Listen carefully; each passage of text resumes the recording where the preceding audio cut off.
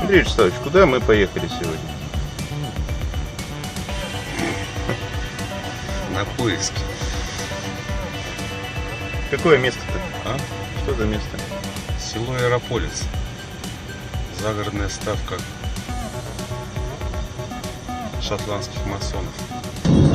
Облицованная мрамором пристенная пирамида. Не могу себе представить, что это пристенная пирамида. А все-таки правильно, Ярополец или Ярополец, как думаешь? По-русски скорее Ярополец.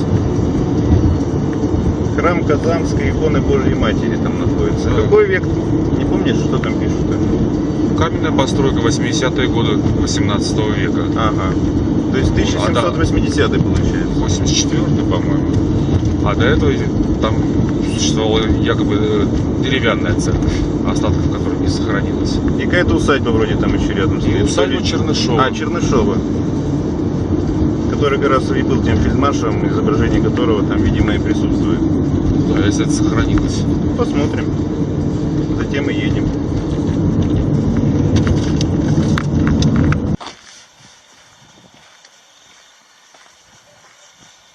Приехали в Ярополец. Неожиданно в музее. Интересная вывеска.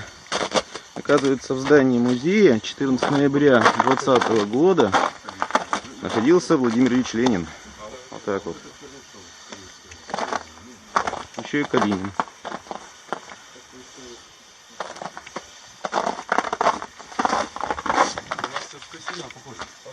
Музей-то открыт. Что там интересного видели? А, усадьба Гончаровых здесь. Пойдем посмотрим.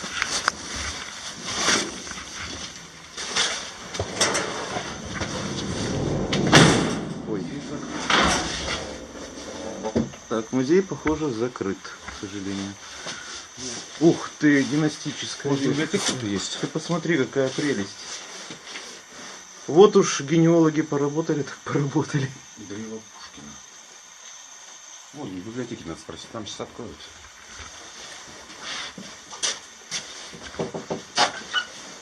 Туда, водичка. Вот, смотри, план усадеб. Они в едином комплексе, парковая зона. Так. О, тут все разработано. Вот это Чернышовых, наверное, усадьба ближняя к нам. А вот Голицыных. Так тут просто Голицыно, дворянское ё-моё, гнездо. Это же царское.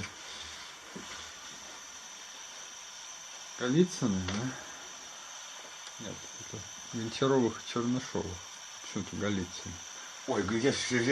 Голицыно, да, я думаю, что... оговорочка все время, да.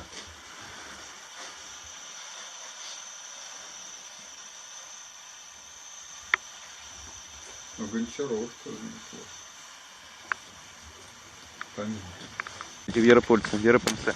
Да уже раз 12, наверное, конечно, каждый год сюда езжу. Ну и как впечатление? Ничего не изменилось. Как с войны, Как так... тогда к Гончаровым приезжал, так и сейчас. Вот едем уже по Яропольцу. Яропольцу. Надо все-таки уточнить, как правильно ударение ставить. То Я думаю, Ярополец. Ярополец, думаешь, да, все-таки? Так. А это, кстати, не усадьба Чернышова. Написано, не, это церковь Иоанна Предтечи написано вот это вот сбоку. Да, вот Что, тормозим, ну вот. посмотрим. Давай успеем на обратном пути. Тем более, что она действующая, очень похожа. Смотри, какой Да, церковь действует. Вот я говорю, тут как-то вот нет. Усадьба Гончаровых наверх. Вот у меня написано церковь Иоанна Предтечи. Вот, как раз. Вот, смотри. Не, вон там написано. Не, ну это правильно. Вон. Теперь это пансионат, да. Но раньше это церковь была. Вон написано на табличке. Она Историк,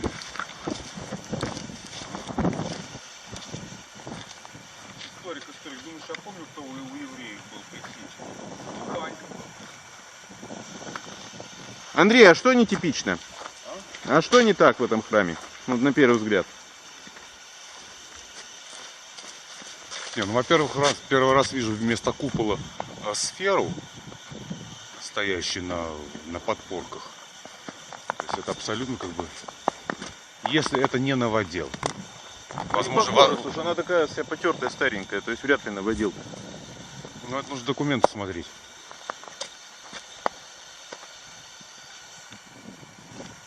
То есть, по идее, там над сводом просится башенка, на которой венчал купол. Тут может быть как бы...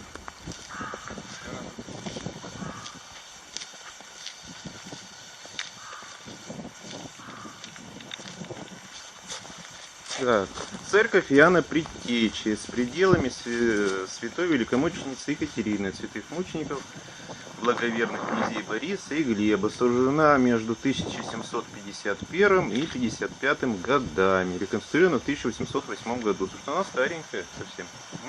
Старенькая. То есть это как раз та усадьба, где супруга Пушкина жила. Ой, Голицын, что ты Голицын? Гончаров. Гончаровых, конечно, Гончаровых, да. А здесь ворота, кстати, открыты, можно проникнуть. Угу.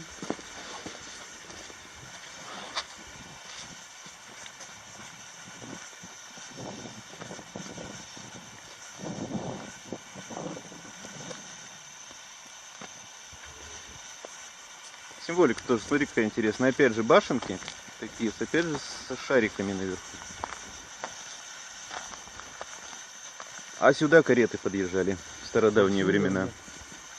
И дерево тоже лет 150 как минимум, наверное. А может и больше. Ну, судя по толщине ствола, ну не меньше 100 лишним. Приехали в Аэрополец. Надо все-таки узнать, как правильно он называется. И сейчас вот ходим по бывшему имению усадьбы Гончаровых, супруги Александра Сергеевича. Красиво, так строго, все необычно. Приехали сюда с Андреем Жуковым, с Александром Беловым. Да, а Пушкин здесь был 2 раза проездом. Угу. С ночевкой, что называется. Все. Красивое имение. Не то слово. И вот там вот парковая зона. Соответственно. Я говорю, здесь действительно нужно, когда снег сойдет и зелень. И тогда уже по парку. Священное дерево. Причем, наверное, оно еще Александра Сергеевича помнит. И его специально сюда посадили, явно. Вот.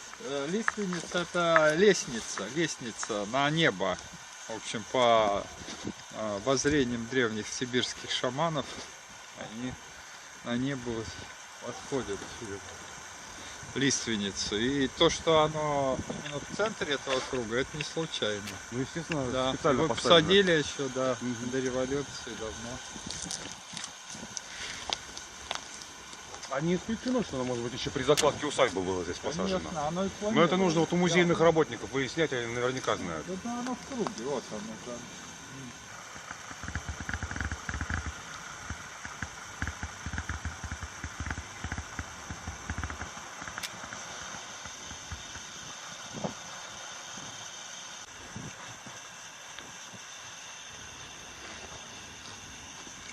Не, ну так все продумано, хорошо. Отцентрировано. Угу.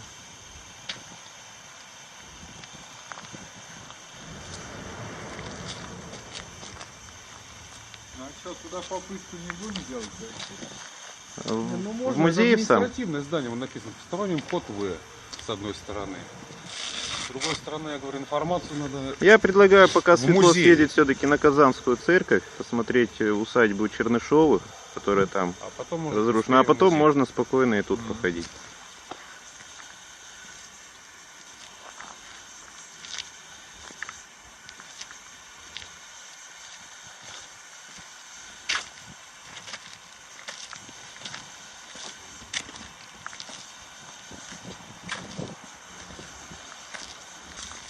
Остатки колокола. И смотри, а вот это вот что? А, какая-то надпись, кстати, да. Нет, тут могилы вообще должны быть. А вон по там, идее. там написано, что это. Там не прочтется, по-моему. Нет, часть от колокола, который звонил 14 ноября 2020 года. Что-то там состоялся парад. А, это часть колокола, который звонил, когда Владимир Ильич Ленин сюда приехал. Вот. 14 ноября 2020 года он вот, здесь был. Да. Смотри, от пуль. Думаешь, от Чего? пуль?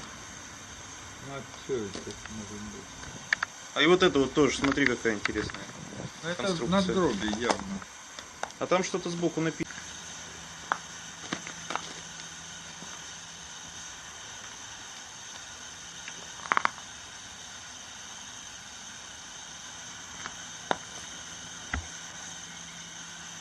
Ну, вот тоже история братьев Бориса и Глеба. Брата-убийцы. Братоубийца не говорю. Не помните? А великомученики сделали.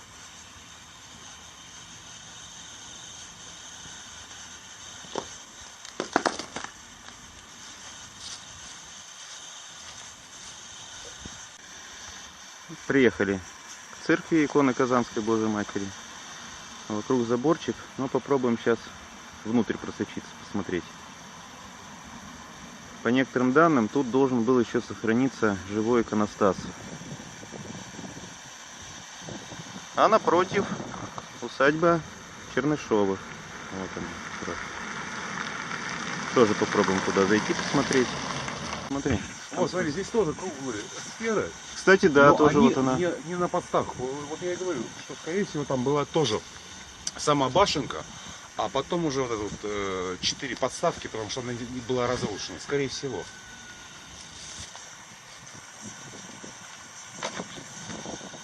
Ну что, Саш, есть там вход? А что там? Все загорожено. Ну пошли искать, все равно где-то вход должен быть. Зря есть. А с той стороны. Ну, все, обойдем, посмотрим. Вот она, башня звонница, кстати.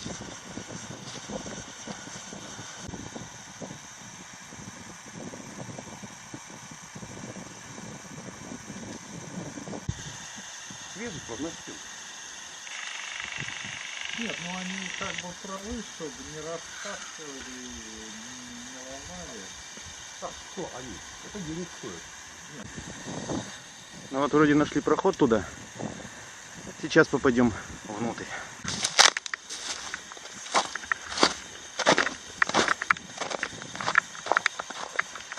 Чтобы в русском заборе не было дырочки.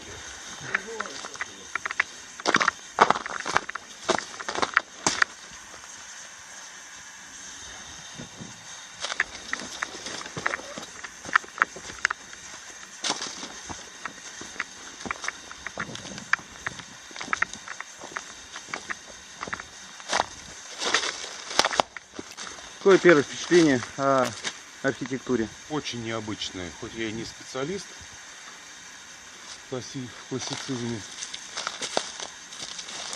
Но вот эти вот порталы,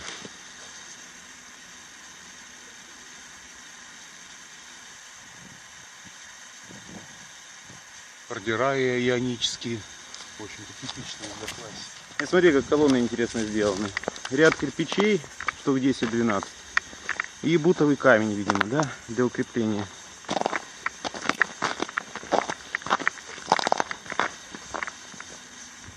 Ну и ходить тут надо, конечно, с оглядкой.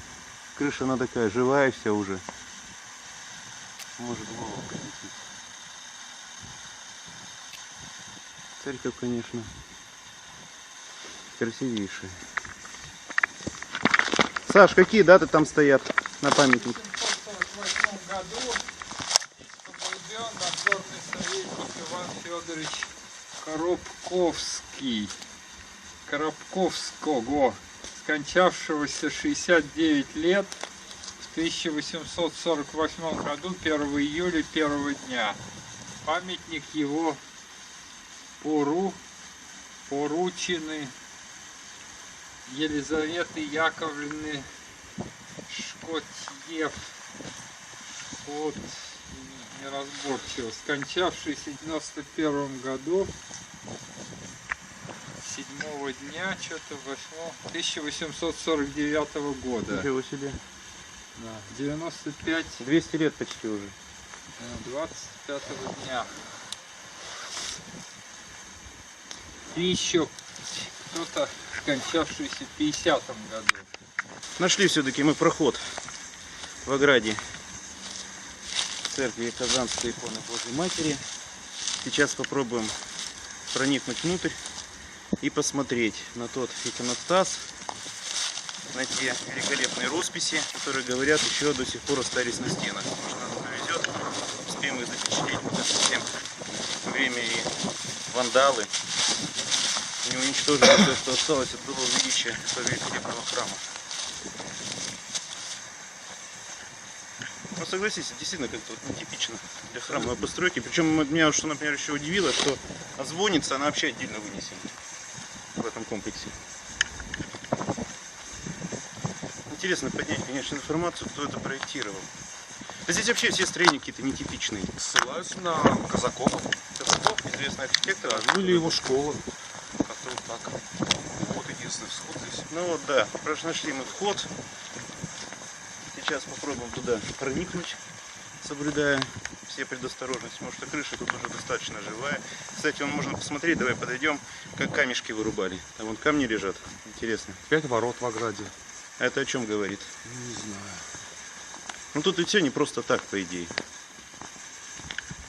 И интересно, что на храме, как эта правильная часть называется над входом? Портик, наверное, да? Тоже знак такой характерный. Пирамида с глазом, всевидящее око. Которая, кстати, в русской архитектуре появилась только в конце 18 века. Раньше не было этого. Тоже вот откуда оно, интересно, пришло. Охраняется государством. Не, ну я так понимаю, что око появилось с Питера. Там очень много храмов и часовенок, где на фронтоне присутствует этот символ. Да, церковь Казанской иконы Божией Матери 1728 года постройки, охраняется государством, но продолжает, тем не менее, разрушаться. Не, ну в 28-м ее заложили, а строили полстолетия. 50 лет, да? Да, и уже в 19 веке была она освящена. Ворота, смотри. А, ну ворот, наверное, современные, кстати, уже. Ты имеешь в виду ковку? Да. Ковку, наверное. Потому что тут он уже швеллера современные. Хотя вот это-то вот могли взять старое обрамление, еще со старой вписать в новое. Ну что, ждем Сашу, внутрь идем? Да, это единственный вход. Ага.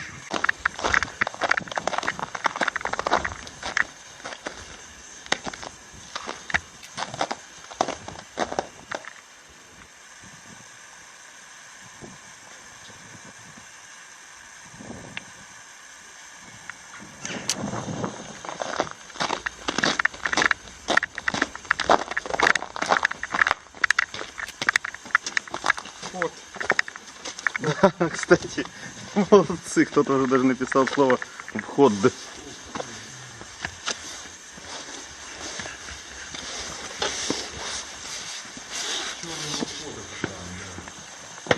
Это алтарная часть. Прямо в алтарь залезли.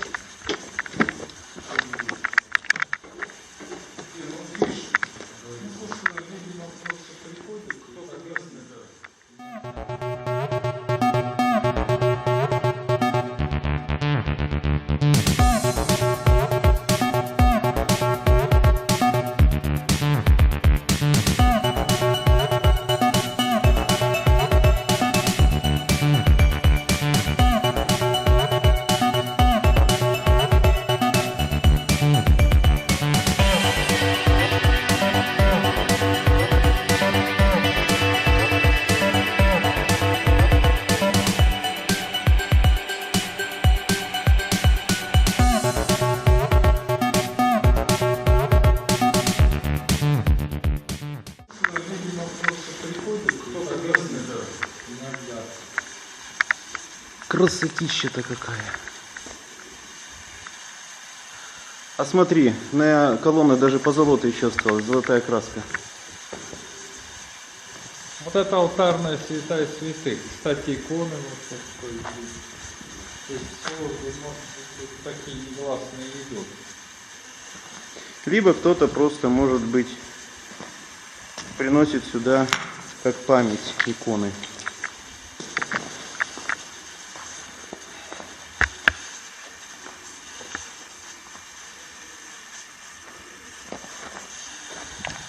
А вход вниз, кстати, заложили. Вот здесь раньше спуск был. А спуски тут нет, да? Есть.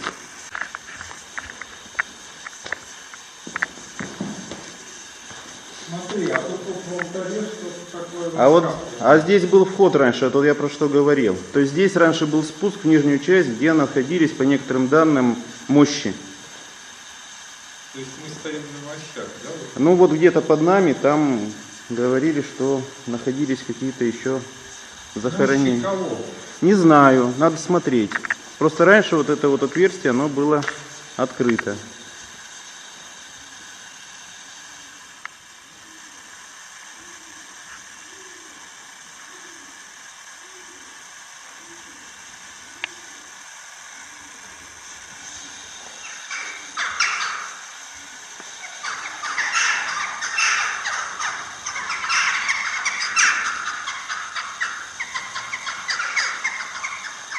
У них там гнездо, похоже.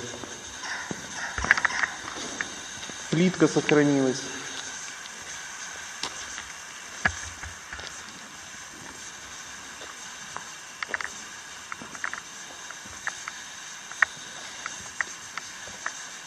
Ощущение, конечно, тут невероятное. Ощущение внутри, конечно, невероятное. Атмосфера какая-то прям... Не то, что сказать божественная, но какая-то умиротворенная. Да, Саша? Вот особенно могила, когда там. Чувствуется что-то. Да, там прям чувствуется. Архитектура очень интересная. Получается два купола. Вот мы сейчас находимся в первом куполе, где алтарная часть. Мы, в принципе, через нее как раз и зашли в храм. Потом сейчас вот проходим дальше. Тут какое-то тоже помещение между двумя куполами. Ну, фактически центральный вход. И дальше мы уже заходим во вторую купольную часть. Тут, конечно, все разрушено уже так капитально достаточно. И здесь тоже разрушено достаточно сильно. А вот тут, кстати, крайне интересно. Во второй купольной части, там, где должен быть алтарь, находится какая-то пирамида.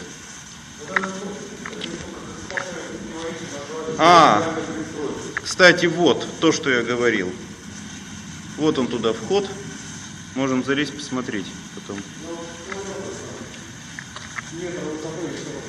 Засыпано уже все.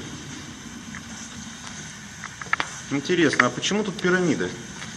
Это не пирамида, это обелиск. Самый, наверное, нетипичный обелиск. Навершие бен-бен. То есть он не вертикальный в виде столпа, а пирамидальной формы. Вот то, что назвали пристенной пирамидой. А это алтарь сделан в виде обелиска. Слушай, ну это вообще типично для Я православия. первый раз такого вообще вижу. Это вообще, знаешь, вот что-то напоминает. Знаешь, что напоминает? Египетские вот эти вот столбы, которые в Египте стоят. Вот эти вот. Я говорю, обелиск. Обелиск, вот Да, египетский, это да. обелиск. Вообще крайне, конечно, интересно. Да, у меня сдохла батарея. Была полная. Ну я тебе помогу. У меня в том фотоаппарате 2 батареи стоит. Сейчас я оттуда достану. Или у тебя с собой есть? Нет, нет.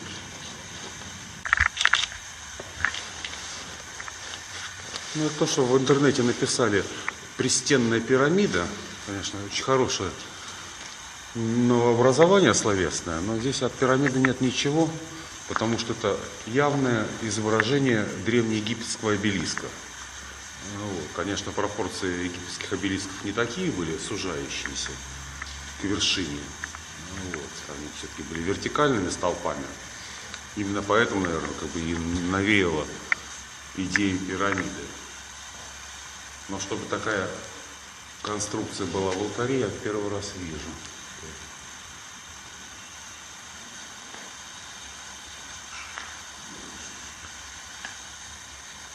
Андрюш, а вот посмотри, тут же еще в нижней части и герб, и какие-то... Это что, Георгий Победоносец? Георгий Победоносец, кстати. А здесь герб, я не знаю, может быть Чернышов как раз, хотя это герб явно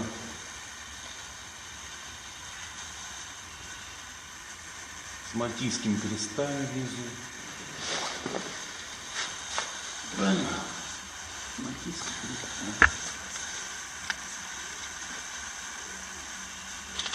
И тут вот тоже что-то очень интересное. Пушки, щиты. Ну, Это шлем как это, греческий или какой-то? такой Стилизованный. стилизованный, патриотический, ну, это типичный такой символ воинской славы. Чернышов же был фельдмаршалом. Вообще очень странная конструкция для христианского храма.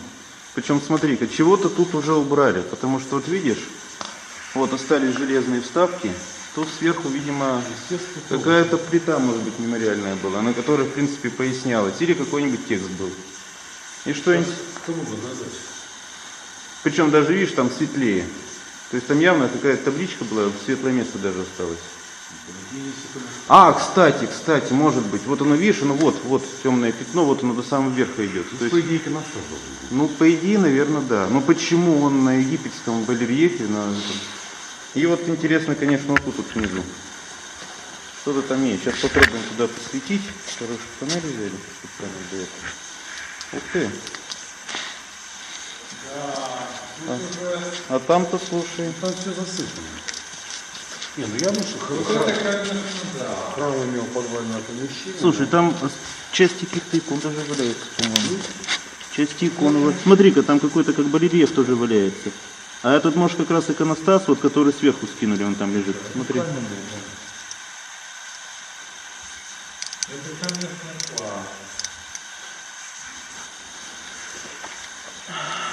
Насколько же там глубоко? Вообще залезть можно, конечно.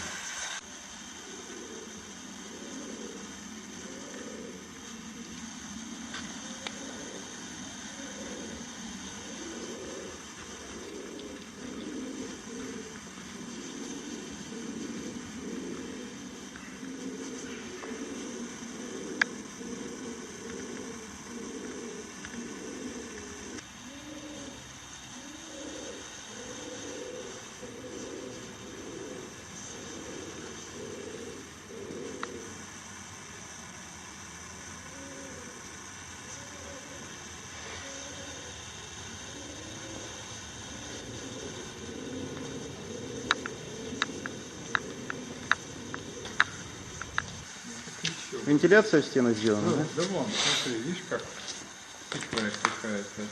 Не, ну если это было родовое усыпание, сводчатый потолок, Интересно. то здесь там под храмом подвал там, по идее, был 3 метра высотой. Как здорово. Даже вон вьюшечки все остались. Да, в стенах сделано. Вот она Ага. Отверстие все осталось. Даже закрывашечки еще вот они все. Или А печь можно здесь-то было. точно печь была, видимо, да. А, тут печь Тут была, была скорее печь, всего. которая все это грела. И вот вторая печь, вон она, кстати, да. Посмотри, значит, печник, как хитро все это. Ё-моё, Кстати, сложно. Саш, смотри, вон еще один вход. Давай посмотрим, посветим. Ну, давай. Тут, получается, под всем храмом должен быть подвал. Я говорю, не то, что подвал, а просто Отсюда даже подвальный легче, этаж. по-моему. Здесь измажешься. Вот отсюда можно спуститься вон туда. Вы меня отряхнете потом? Отряхнем. Ну, тогда держи.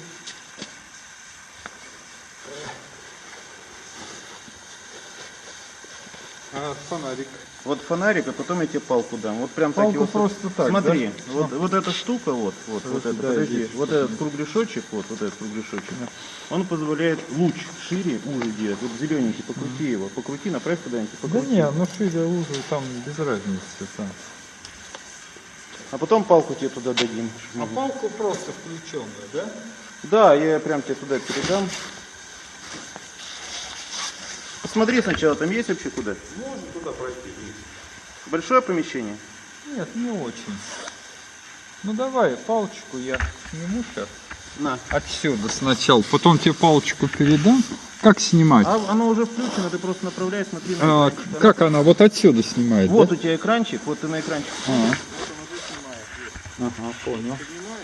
Значит, фонариком освещаю, да? Оно уже все снимает, у тебя включено. Ага. Так.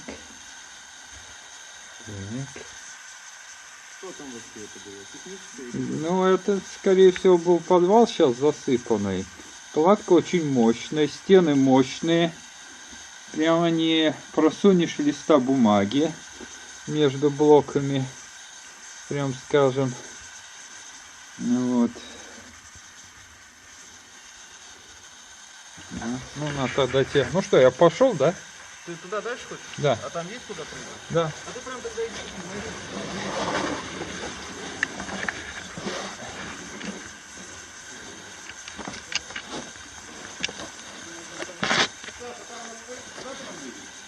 Да.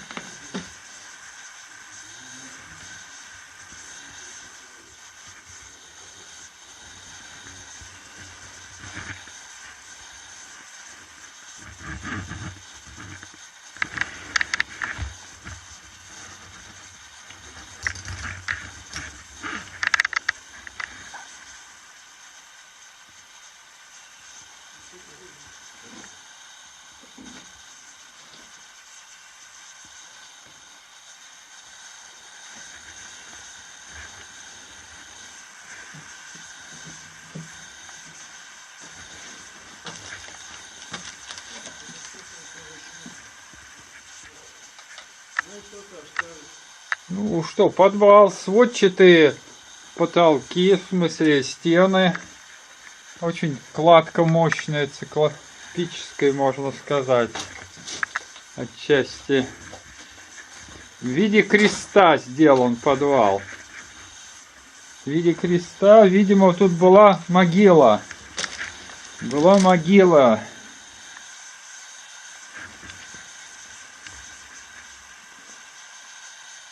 Очень много разбитых барельефов разнообразных. А надписи какие-нибудь есть? Надписи нет, но это, видимо, могильные какие-то камни. Гранитные, полированные.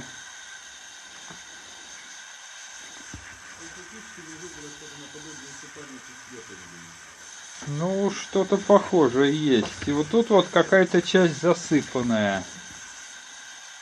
Может быть, еще до революции засыпали. Вернее, после революции. Старые ведра какие-то. Вот тут я вижу какое-то...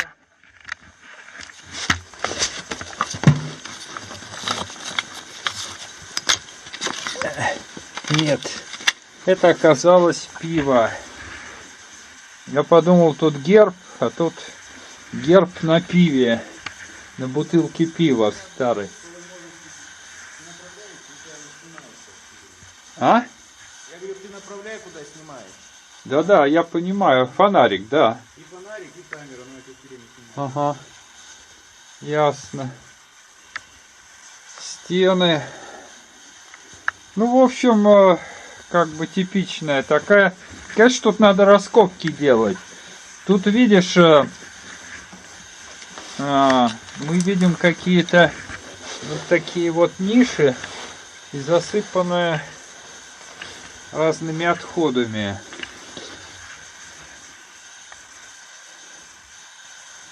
Да, и, видимо, там есть барельефы на...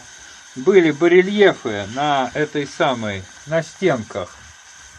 Вот, и эти барельефы, они, конечно, за давностью времени не сохранились.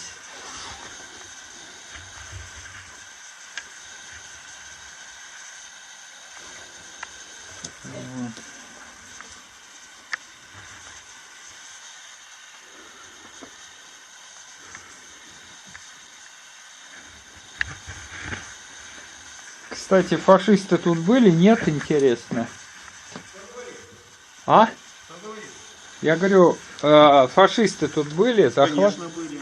Здесь даже про это место писали, что сюда чуть ли не авиабомба какая-то попала. Так что, ну, что-то интересно. Ага, понятно. Ну, возможно, они тут что-то тоже искали.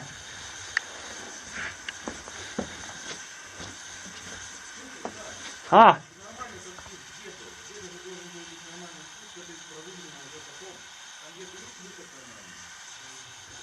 Вот вход, где я зашел, вот там был. Да, да, да, да, там вход был. И тут вот какие-то ниши в стене есть. Какие-то ниши в стене.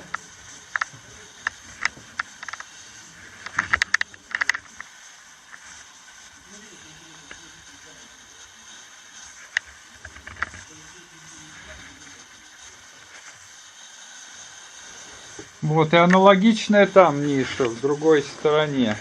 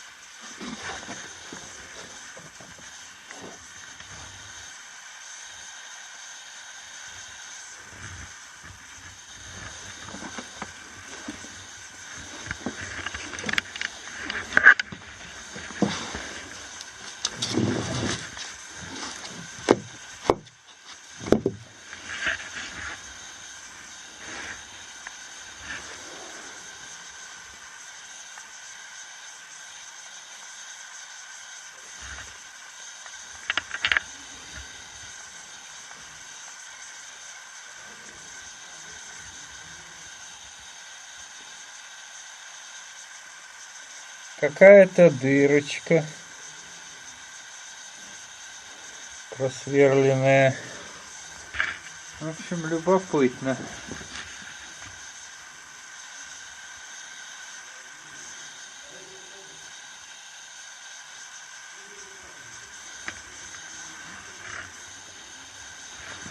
Еще одна.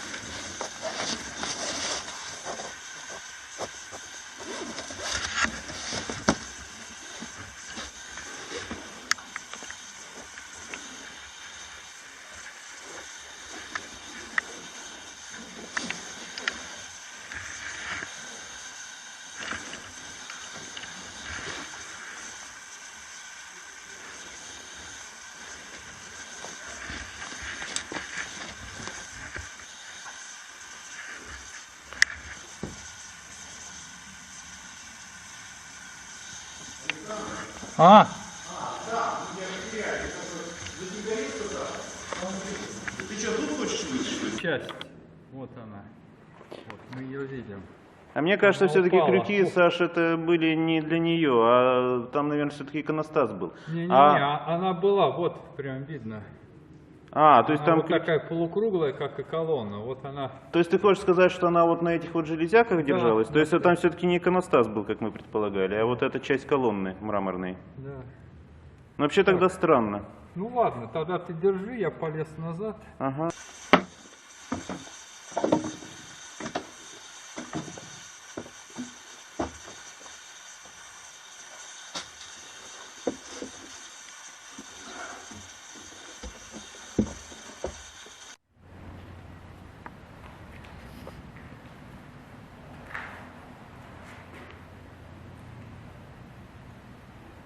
Интересная технология. Мощная, выбиралось прямое, ствол возилось. Дерево и сверху штукатурина. Высушенное причем.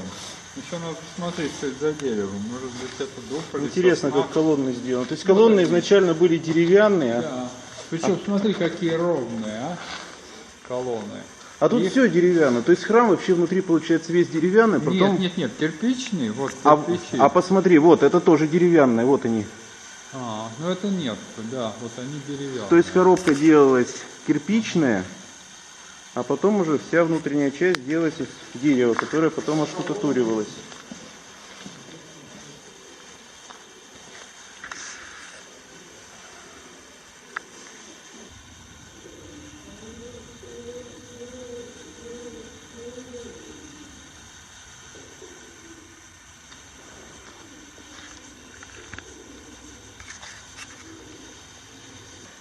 Церковь Казанской иконы Божьей Матери просто поражает воображение своей невероятной архитектурой.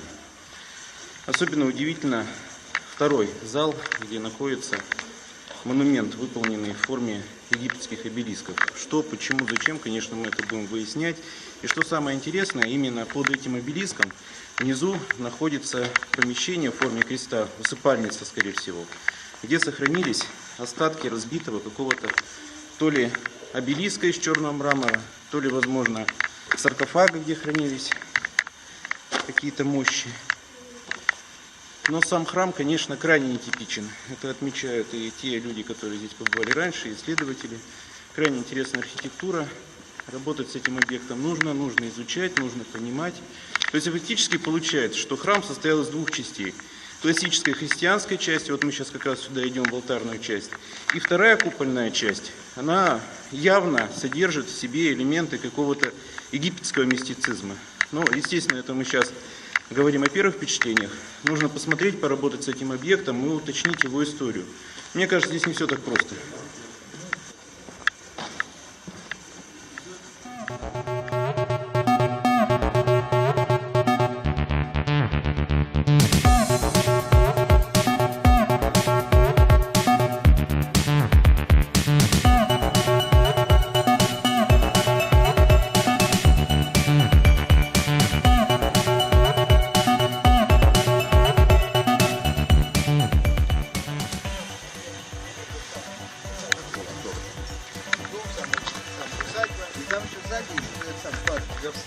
Ну да, да. А они там жили, да? В смысле, вот в этом доме жили? Конечно, да.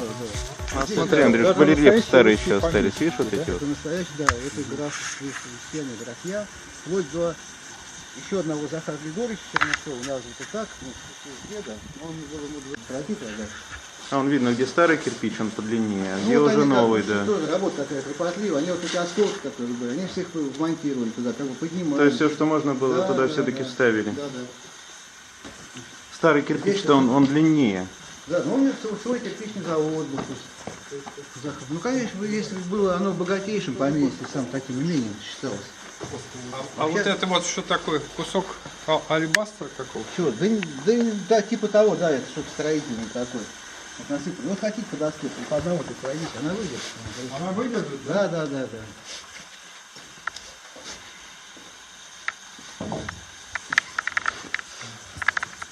И вот, когда в 1775 году сюда Екатерина II приехал, когда гость, когда уже был готов, на самом этаже. А тут тоже ход, видимо, был, видишь, заложенный, смотри. Тут вперед это такое, как бы, да вот тут. Вот. Вот, видно, тут-то старый как раз кирпич. А вот. Тут проходы были. И вот по центру. Да. То есть они...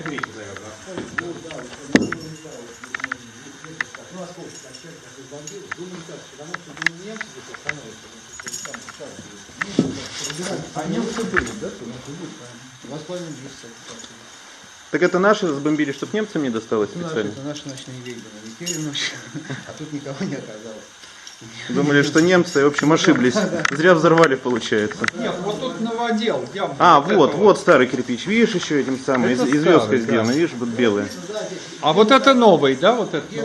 А это новое, вот серое, это новое, да.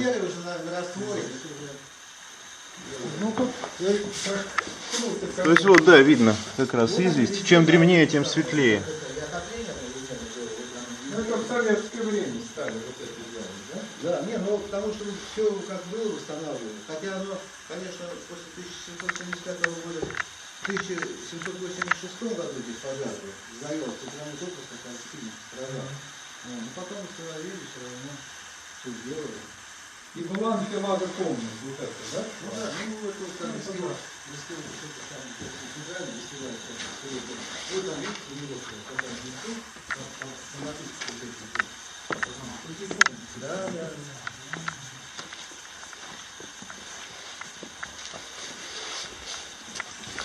О, зал какой большой. Тут можно балы было проводить.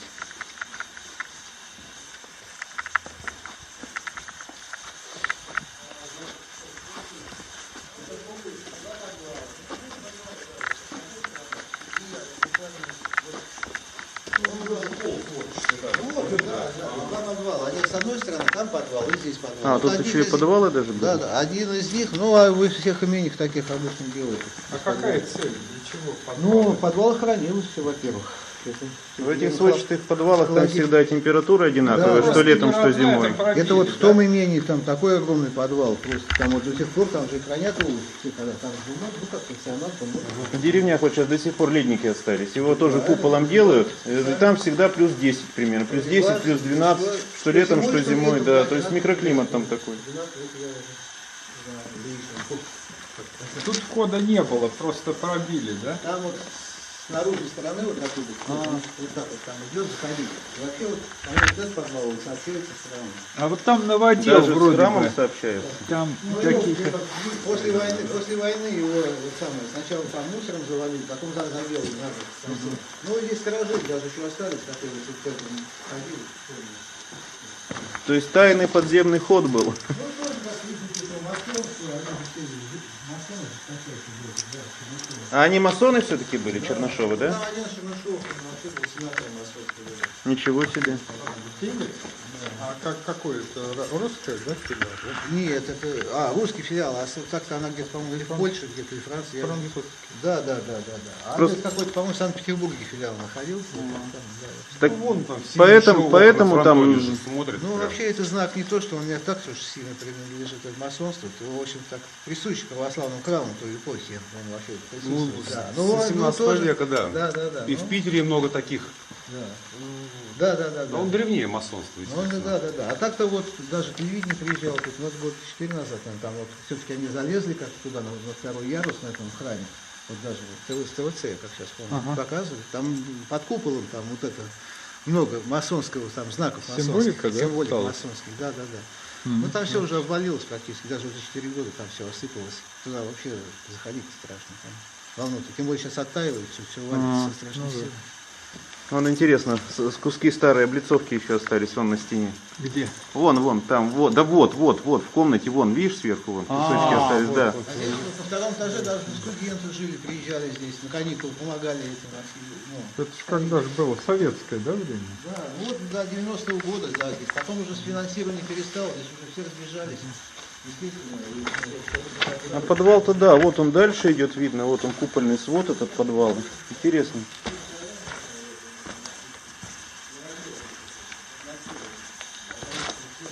Представляешь, тайный ход из дома сразу в храм.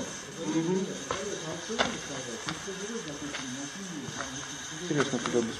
Конечно. Если все нормально, там, ну сколько его цикл? Как бы немножко сделать, то есть на 50 лет аренды будет хоть там казино устраивать, хоть там хоть гостиница. Не, а уже сколько? Больше 20 имений он отдал. Ничего, и берут? Не, вот последнее имение, я знаю, здесь вот под Волоколамском, имени Безобразова отдал, вот буквально здесь. Кто отдал? Непонятная такая башенка, да?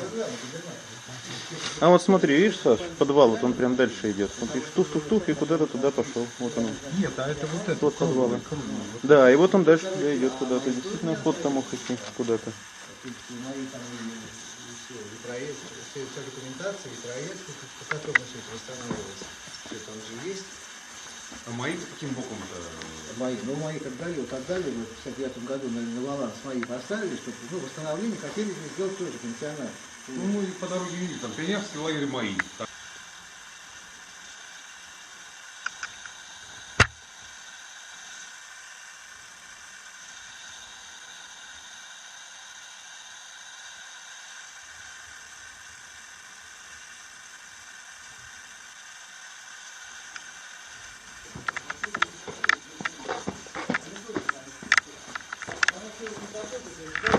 Да, Валентин, а вот в Гончаровском усадьбе в центре лестница старая стоит.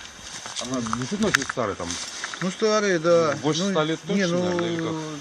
Да, 100 тут есть лет. Потому что я вот фотографии смотрел, там конца 1775, значит, 19 век, там еще не было лестницы. Там вот эта клумба-то она была, только там декоративные самые деревца росли.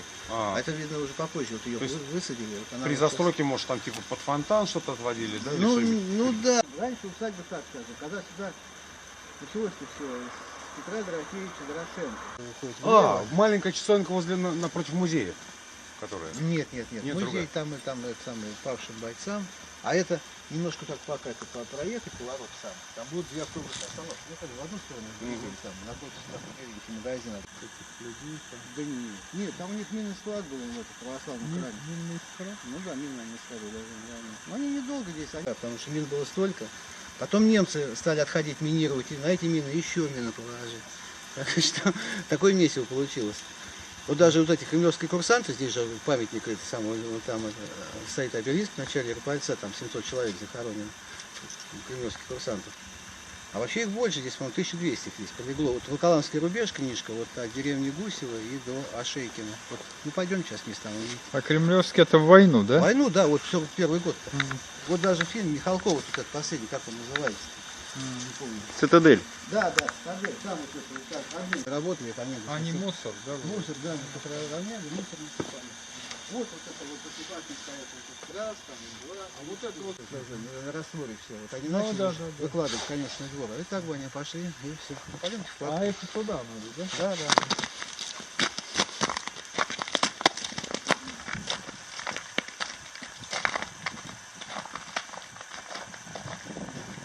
Тамбурочки такие вот, для чего они, я тоже вот не пойму сам. Как формировка такая странная. Может, зерно хранили. Ну что-то да. Не, Вот ну, здесь- новодел, то есть они шли просто по фундаменту, да? Нет, ну как чертежи есть. всё сохранилось, чертежи всё сохранились? сохранилось. Вот этот, вот дренажная яма, допустим, вот она шла, и вот туда вниз пламя уходит. Так, все нечистоты так уходили, так, ну то кони стояли. так, и всё. А это они просто выкопали и новый положили, да? Ну вот, да, вот эти блоки уже торчат, это уже много, просто эти старые, ну там просто как раньше, забудут там чем-нибудь, зальют, там тоже эти известняком и обломками всякими, там, кирпича битого. Ну так, а это уже капитальный.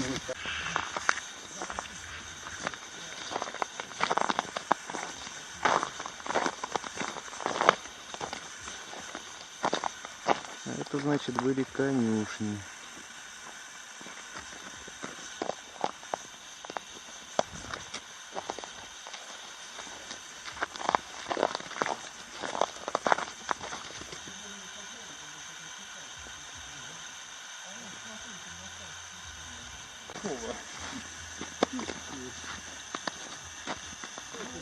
Лошадей не подковывали.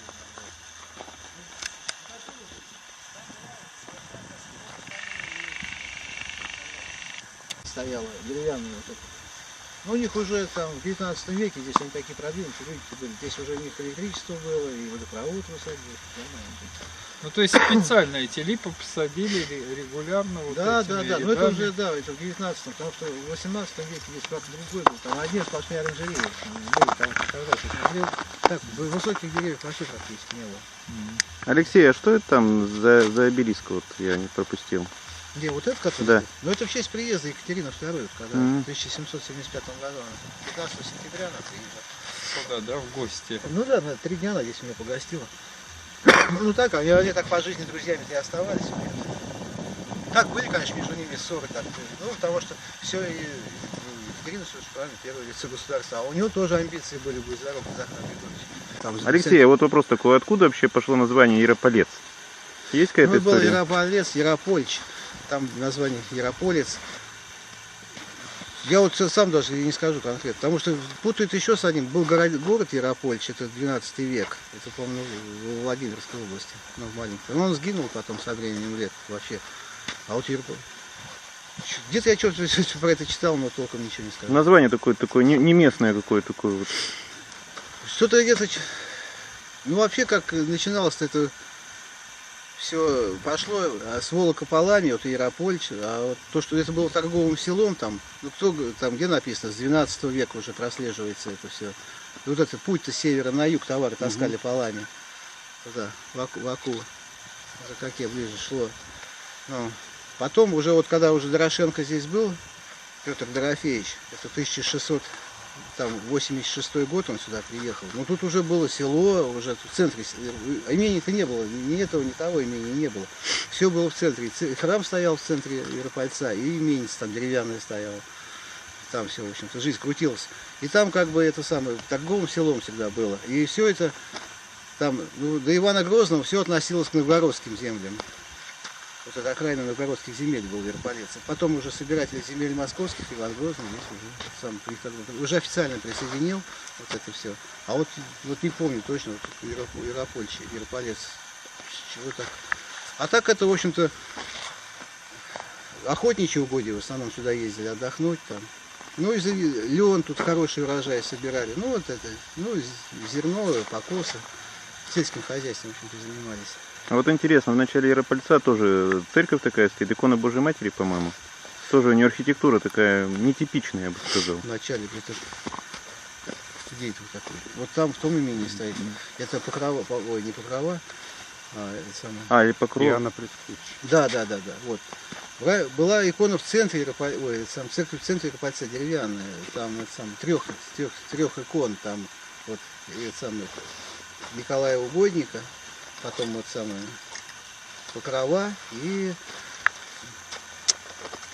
Пятница, по-моему, как, я уж не помню, как называется икона, забыл. Вот почему потом праздник ввели в Яропольце, ежегодный праздник был, как бы, 10-я пятница.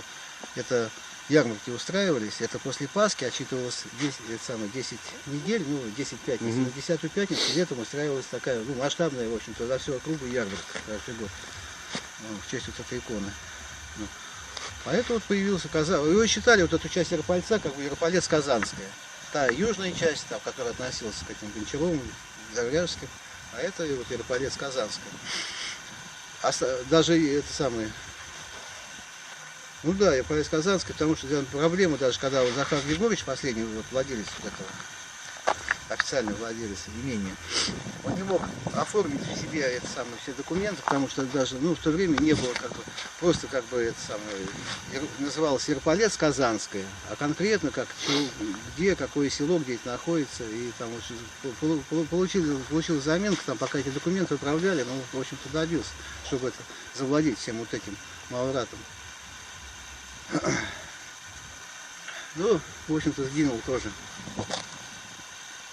Там как-то он пошел на службу, вот, когда самое, ну да, декабристы же пошли. Вот здесь тоже, ну сколько, 40 километров отсюда, усадьба Муравьевых есть. Это село Асташово. Вот, кстати, я там был 3 дня назад. Да так, по разрушенном состоянии, тоже самое, еще хуже, чем здесь. Там какой-то корпус стоял, ну типа кадетского корпуса, там вот, ну, как бы сейчас на наш манер военное училище. Вот там он начинал, вот этот Захар Григорьевич, свою службу. И там познакомился с Муравьевым, ну, сошелся с вот этими тремя Муравьевыми. И, в общем-то, оттуда вот они, вот это южное как бы отделение, оно считалось декабристов. Оно отсюда и пошло. У них здесь собрания были, и там собрания, и здесь собрания. Но, в конце концов, в общем-то, все оказались, где оказались. Ну, единственное, что вот его, Захара Григорьевича, его не отправили в Сибирь. Как и Муравьевых, там, и остальных, там, Ватковских, там еще там, я не помню, честно, поехали. И вот у Муравьева, вот они дружили с этим самым, с Никитой Муравьевым, а Никита Муравьев был женат на сестре Захара Григорьевича Чернышова, Александре. И вот эта Александра поехала вслед за мужем в Сибирь, туда, вот то, что звезда длительного счастья, и с которой Пушкин передал вот это письмо-то знаменитое туда. Она повезла там, который там в глубине сибирских руд, таите, храните гордое терпение. Вот она повезла туда и самое мужа, ну, и всем письмо. И, в общем-то, там вместе, они там и сгинули на каторге.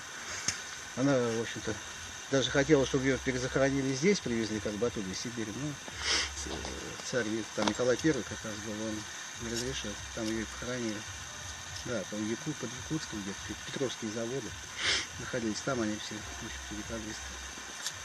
А помимо этого имения, еще у них имение большое, ну имение, Марат считался, это в Белоруссии, под Могилевым. Это там город такой Чечерский. Тоже там, вот я смотрел, быть, конечно, там не было, но архитектура вот какая-то, ну, в общем-то, похожая, как и здесь. Он сам планировал все это самое тоже, и привлекал таких людей, первых по времени архитекторов. И тоже церковь такая необычная, храм. Не как везде. Но еще зависело в то время же как от статуса хозяина. Вот это все. Имение. Вот, допустим, то немножко поскромнее имение. Здесь рядом еще есть именица, еще скромнее такой. Ну, как бы храм небольшой, там господский дом и, в общем-то, и все. А тут вот такой размах, как загородная резиденция считалась для выездов, для всего.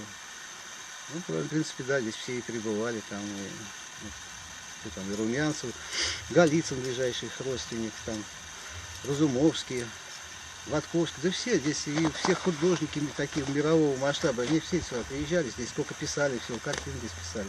Вот там было столько всего добра, вот, после революции все сгинуло, неизвестно куда, ну, кому-то, наверное, известно, конечно, куда.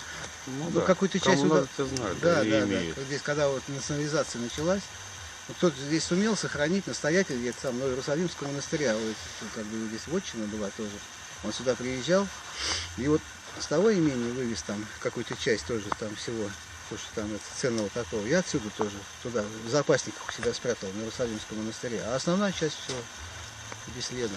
И вот то, что он там сохранил, оно вот так и по музеям, в общем-то, и разошлось. Там в Санкт-Петербурге и в Москве так музей сейчас находится. Я вот на фотографиях видел, там вот в правой части, где вроде как усыпальница, типа обелиск какого-то стоит, на египетский похож. Почему вот вроде как бы христианский храм и абсолютно не христианская символика? Ой, там столько всего намешано, там вот до сих пор толком никто разобраться не может. Потому что с одной стороны здесь как вот, от чего тоже все это зависело.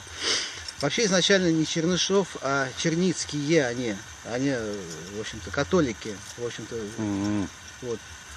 И вообще, потому что когда вот при строительстве вот этой усыпальницы, потому что там проблемы возникли, когда начали копать самый котлован там внизу, под усыпальницей, где должно было все вот это быть, там и гробница, и все, там все стало заполняться водой. Ну, там раз там выкопали, откачали, а все равно вода идет. Потом вроде решили как бы на уже католический манер оставить все это надгробие, все сверху, вот где вот это в самом этом стоит. На самом конце вот эта пирамида стоит, там, там еще барельеф этого Захара Григорьевича Чернышова. Прям на постаменте как бы оставить. Но потом все равно там кто-то что-то... Потому что архитекторы менялись там постоянно, и все такие тоже знаменитости-то. Там начиная, в общем, и с Баженова, и Казаков руку приложил, и сын его. Это потом Бланк, кто-то вот чуть ли уж пока уж совсем плохенький стал, достраивал все. И, в общем, вот как они начали, уже перестройка началась, ну, допустим, там в 1760 году. А храм только осветили в 1798 аж. Ну, сколько лет. В процессе строительства обрушение было там 2 раза.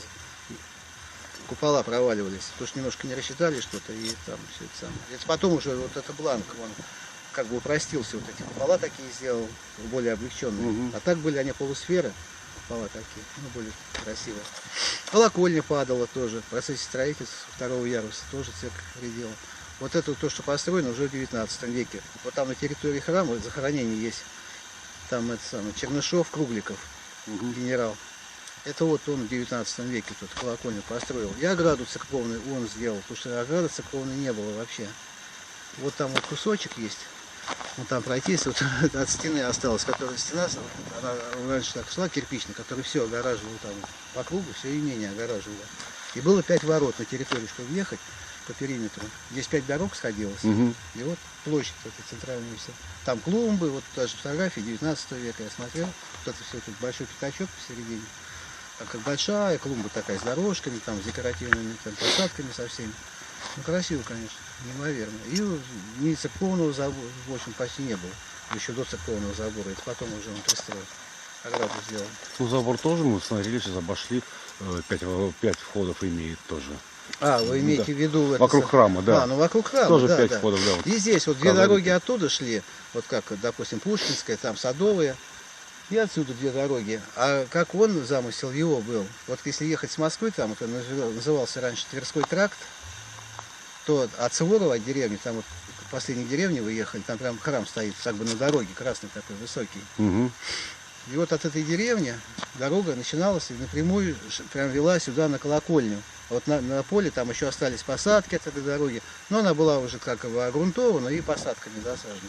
И прежде чем попасть в имение, надо было там проехать, прям въехать через колокольню, в створ вот этот там, в колоннаду с той стороны, между 2 залов, в проем, и с этой стороны в колоннаду, и вот вы оказываетесь здесь.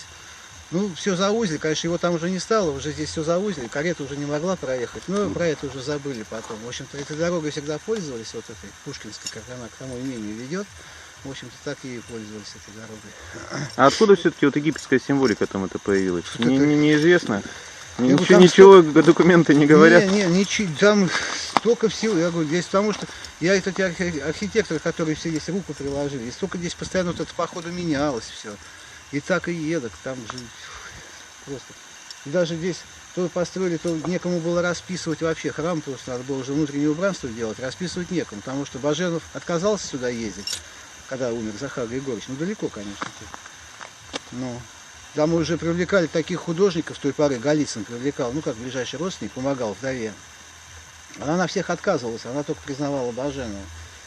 Потом решили, все начали упрощать, просто на холстах все писалось, да, и тоже иконостас, и все, потому что там ни росписи, там что на стенах ничего нет, ни росписи, ничего не было. А потом просто уже сделали, когда после революции, вот из этой усыпальницы, где этот зал католический, как он считается, католический зал, как бы 2 храма, летний и зимний.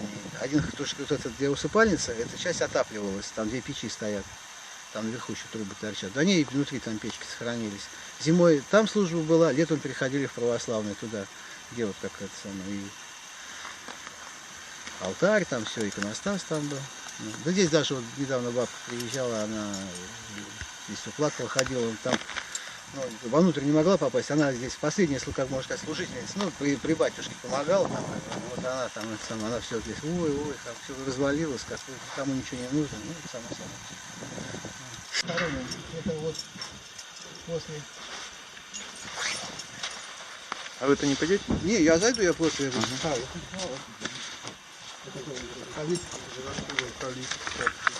Ну, это вот 19 век, да. Все, вот до сих пор все вот ковали, все руками делалось, все красотень-то какая. Ну, ни сварки, ничего же не надо, правильно? Так и все-таки почему у нее 2 купола-то? Что историки 2 купола, говорят? потому как строилась была задумка какая, одновременно и православный храм, и фамильная усыпальница, мавзолей Захара Григорьевича Чернышова сделался. А почему, я говорю, опять же, почему так получилось вроде как все в одном уровне, то потому что это сам, ну вроде, ну то, что вроде как из его честолюбия, в общем-то, превознес себя тоже на высоту, приравнял себя к Богу, и вот что в одном уровне все это самое сделал. А в итоге судьба с ним распорядилась, А судьба очень с ним интересно. распорядилась, да. Из князи в грязи называется. Да, и не дожил. Алексей, а вы говорили, что я просто периодом не занимался тоже. Чернышов был первым фаворитом? Да.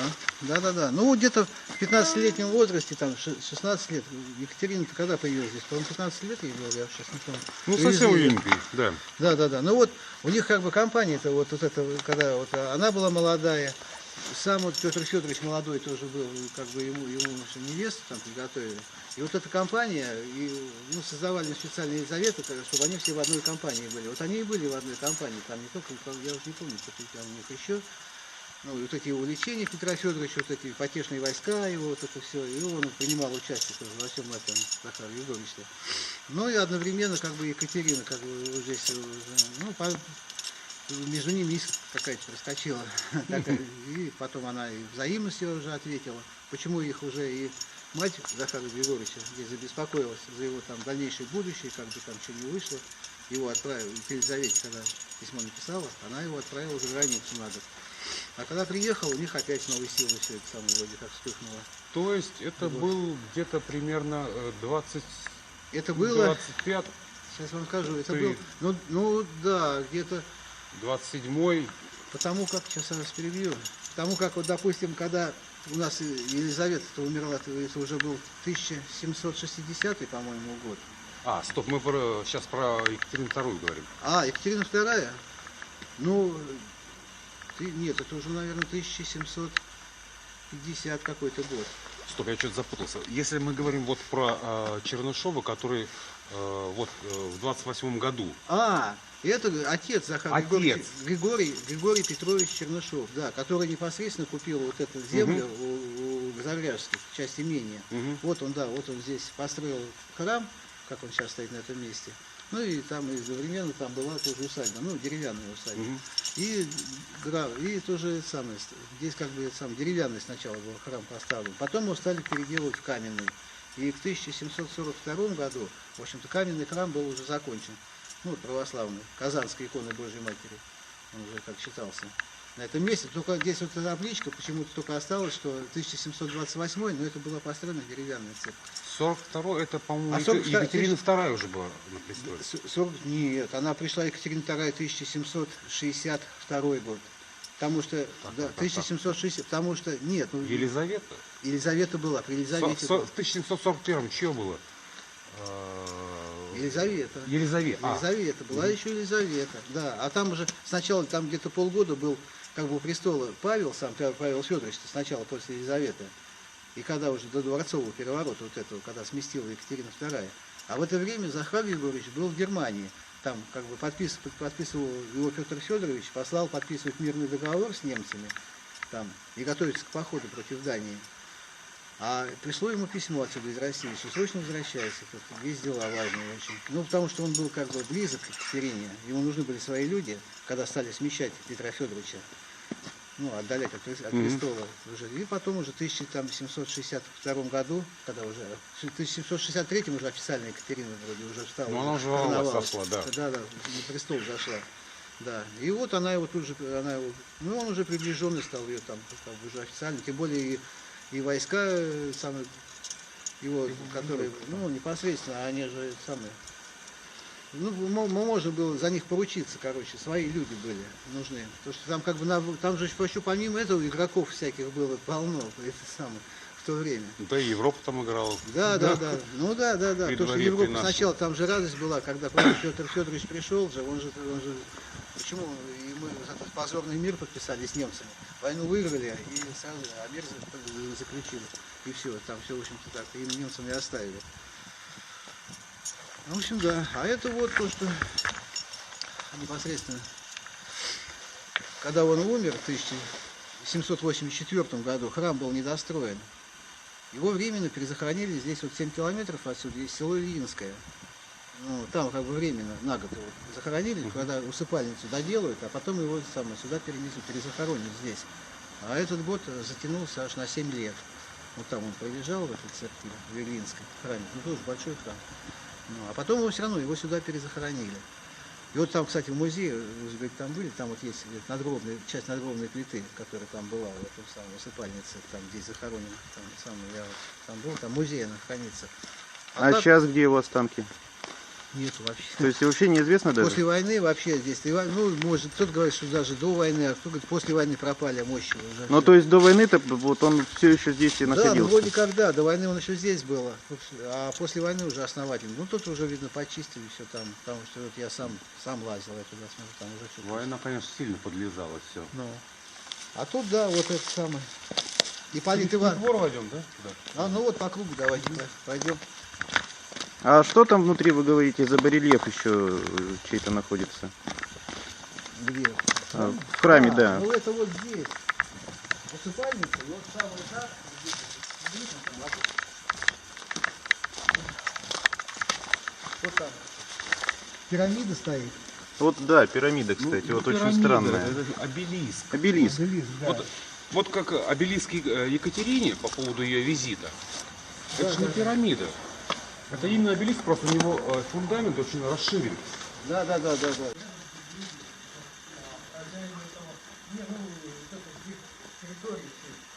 Институт мои, да? Вот. Не, ну Ни как к истории, ни к А все равно архитектуре вот не она относится. земля все равно вот это вот то, что То есть между- она, да, территория, Вот, которая должна быть вообще федеральной. ну это все, ну это там вот это вот эта комната вот какая-то, я тоже не пойму.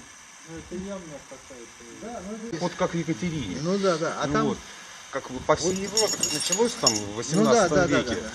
Ну, возможно. Увлечение Вот там, обелисками. на том, на большом уже вот это стоит, который там, ну, тоже типа пирамида такая, вот там все пустина, там барельеф, там внутри барельеф уже Захар Григорьевич. Хотели вообще, вот когда начались проблемы с водой, здесь затоплять это все, что выкопали под это самое, водой. Хотели вообще здесь вот стадент вот там поставить прям, и там захоронить его, сделать. А где он захоронен? Вот это могила. Нет, там внизу склеп находится. Вот это все, вот эта часть, вот эта вся, там внизу, там пустота, там как зал. Там тоже кирпичом выложено все, Да. там вот если в дырку залезть, ну я лазил там давно, в детстве. И что, и И там, там он и захоронен? в той стороне, да, там вот этот самый находится, где туда, ниже к притвору, как вход в этот зал, там вот сама гробница находится, где его там, где мощи его лежали. Да. А вообще как семейно она готовилась. Конечно, там большое там помещение, большое. Вообще как по задумке хотел уже сделать непосредственно Голицын, да, и советовал вдове, что там внизу все обделать, все стены черным мрамором, и все его заслуги перед Отечеством, в общем-то, нанести на это там. Внизу прям. Черный внизу, мрамор, чтобы люди а не черный заходили, базальт. отсюда же.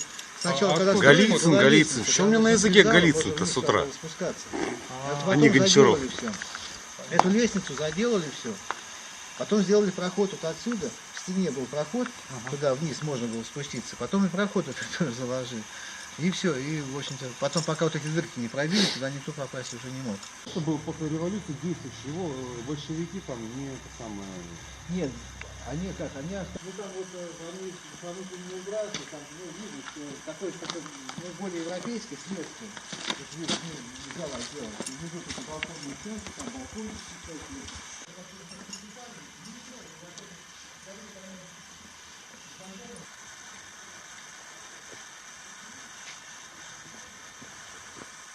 Да, картинки здесь, конечно. Какой газон был, как можно сказать, смотрел. Это как вы там здесь такой? А вот могилки это все может А быть. это уже вот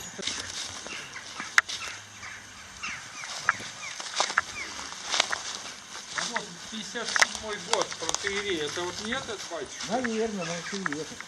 1857? 1900. А, 1900. Не, а если говорят, что 66-го года. Нет, в 56 году, нет, это значит. Вообще он был местный Ярополецкий батюшка, он сам из Яропольца, он здесь даже его еще родня. Протеерей Николай Алексеевич.